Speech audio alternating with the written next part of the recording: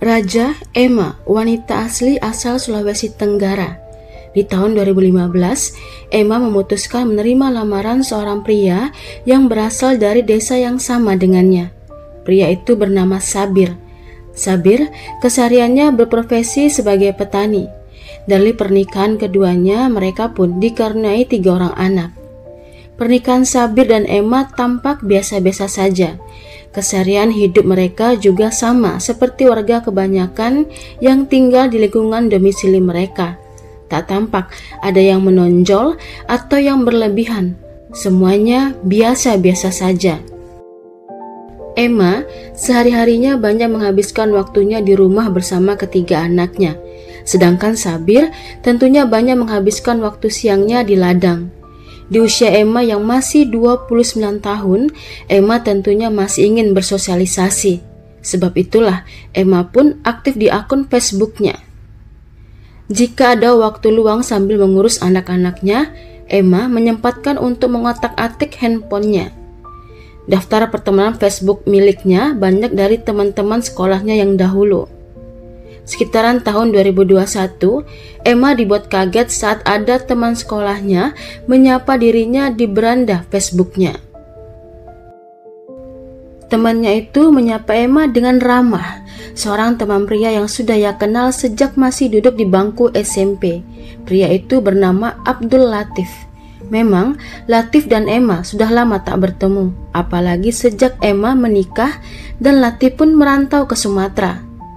Sejak hari itu, Emma dan Latif rutin bertukar pesan di Facebook. Lanjut, keduanya pun bertukaran nomor WA. Setelahnya, keduanya pun tanpa ragu membuat janji berjumpa. Terjalinnya hubungan Emma dan Latif pada akhirnya memunculkan perasaan asmara yang dahulu sebelumnya ternyata pernah terjadi di antara mereka. Jadi, semasa sekolah SMP dahulu keduanya sempat berpacaran, bahkan hingga bertahun-tahun. Namun keduanya pun berpisah setelah Emma menerima pinangan Sabir. Sebab itu jugalah yang membuat Latif pergi dari Sulawesi dan merantau ke Sumatera. Hubungan cinta terlarang keduanya berjalan hampir 2 tahun. Emma yang sudah memiliki 3 anak ini bahkan sampai lupa diri.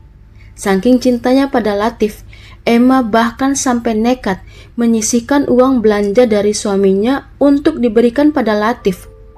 Sementara itu Sabir yang hanya seorang petani tentunya tak memiliki penghasilan yang memadai. Lantaran itulah kebutuhan dapur rumah tangga mereka pun sering kekurangan. Sementara itu, Emma dengan tanpa merasa bersalah malah dengan sanggupnya menuntut Sabir agar menambahkan uang belanjanya. Sabir lantas menanyai Emma kemana saja uang yang ia berikan, mengapa bisa tak cukup.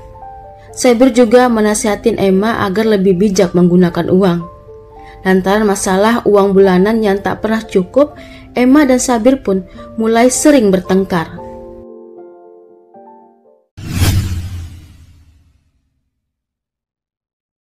Seringnya dipojokkan tentang uang belanja rumah tangganya yang tak pernah cukup mulai membuat Sabir curiga. Sabir pun diam-diam memperhatikan apa-apa saja yang dibelanjakan Emma istrinya. Tak cukup sampai di situ, Sabir pun mulai mencari tahu apa yang dilakukan Emma jika ia tidak di rumah. Hingga pada akhirnya salah seorang kerabat Sabir membisikkan informasi penting padanya. Sabir diberitahukan jika Emma sedang berpacaran atau selingkuh dengan seorang pria. Mendengar itu, Sabir pun marah. Setibanya di rumah, Sabir pun menanyai perihal perselingkuhan itu pada Emma. Emma tentunya tak mau mengaku. Keduanya pun bertengkar hebat. Pada akhirnya, Emma memutuskan untuk keluar dari rumah. Emma tidak mau sendiri. Ia membawa ketiga anaknya. Emma pulang ke rumah orang tuanya. Ribut-ribut rumah tangga Sabir pun diketahui tetangga mereka.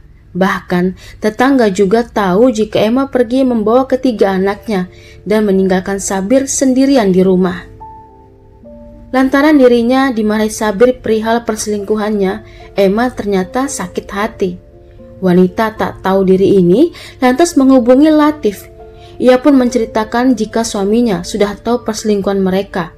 Sebab itulah kepada Latif, Emma memerintahkan untuk menghabisi nyawa Sabir, suaminya itu. Sedikit tambahan saja, Sabir sendiri punya nama panggilan. Biasanya Sabir dipanggil dengan nama Bedu. Lanjut, Latif pastilah kaget. Ia menolak perintah Emma. Namun Emma yang licik lantas merayu-rayu Latif, hingga pada akhirnya Latif pun menyanggupi perintah Emma. Semuanya demi cinta, agar mereka berdua bisa bersatu lagi. Dan rencana pertama pun disusun. Jadi rencananya Latif akan datang ke rumah Sabir tengah malam. Sabir akan ia bunuh di rumahnya. Namun saat menjalankan rencana pertama ini, Latif gagal.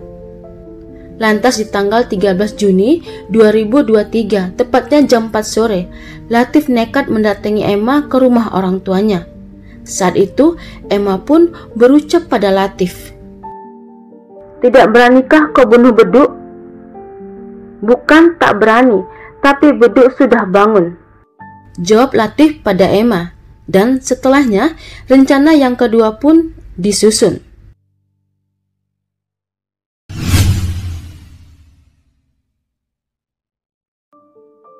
Malam harinya, setelah bermufakat perihal rencana kedua sekitaran jam 7 malam, Latif pergi ke rumah temannya.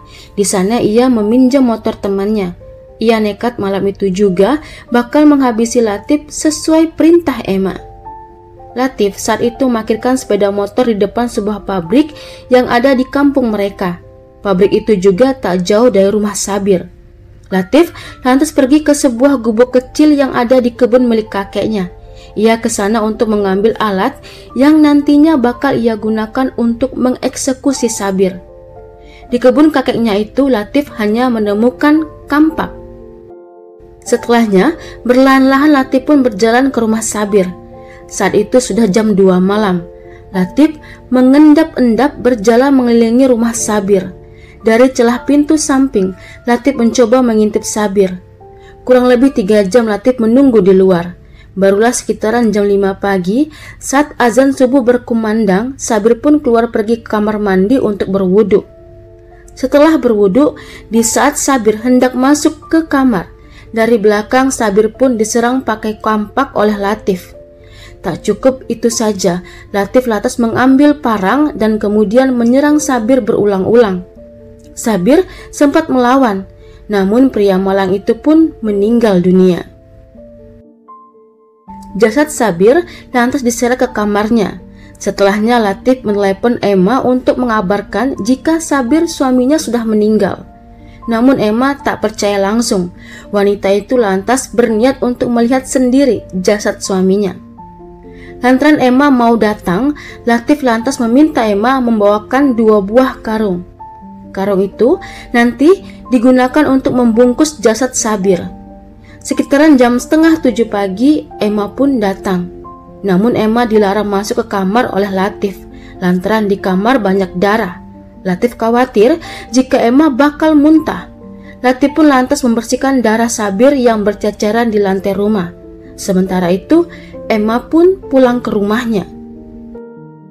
Setelah yakin jika darah sudah bersih, lantas kain yang dipakai untuk mengelap darah kemudian diletakkan di samping jasad. Latif kemudian menggulung jasad Sabir dengan kasur dan spray.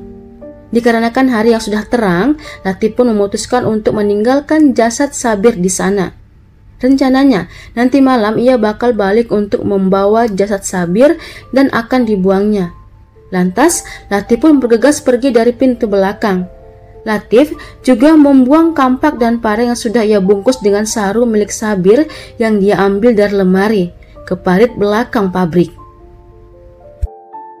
Di malam harinya pada pukul 10, Latif pun kembali ke rumah Sabir. Tapi saat itu Latif bingung mengangkat jasad Sabir lantaran jasad sudah kaku. Berjam-jam Latif memutar otak bagaimana caranya mengangkat jasad Sabir untuk dibuang. Sekitaran jam 4 pagi, Latif yang sudah habis akal memutuskan untuk meninggalkan saja jasad Sabir di kamarnya.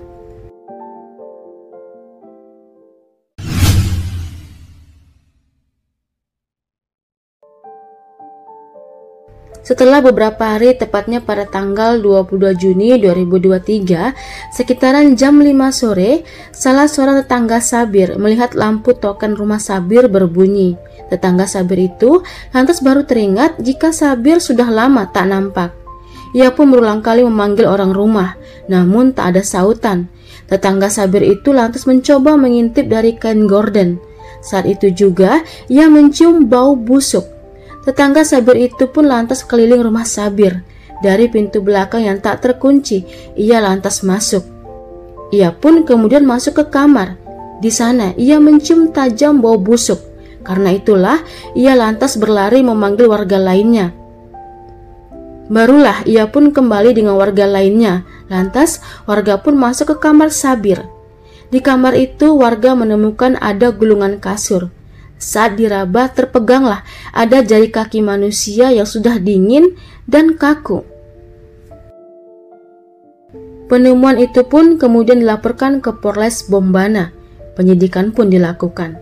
Dan warga baru tahu jika Sabir sudah meninggal berhari-hari disebabkan karena dibunuh. Polisi lantas memeriksa beberapa saksi, termasuk Emma, istri Sabir. Handphone Emma pun lantas disita penyidik. Didasarkan jejak digital di handphone Emma, titik terang pembunuhan Sabir pun ditemukan. Emma akhirnya ditetapkan sebagai tersangka, dan dari keterangan Emma, polisi pun berhasil menangkap Latif.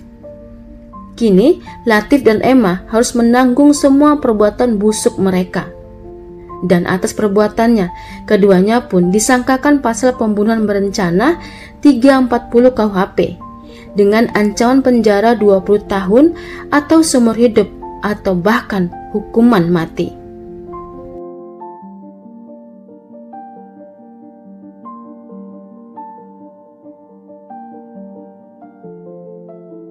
Hai semuanya, saya Yuni Rusli. Tentunya saya mengharapkan dukungannya agar channel ini bisa lebih berkembang. Karenanya, saya menunggu kritik dan sarannya. Kalau begitu, sampai di sini kisah dan cerita kali ini. Terima kasih sudah menonton. Sampai ketemu di kisah dan cerita lainnya.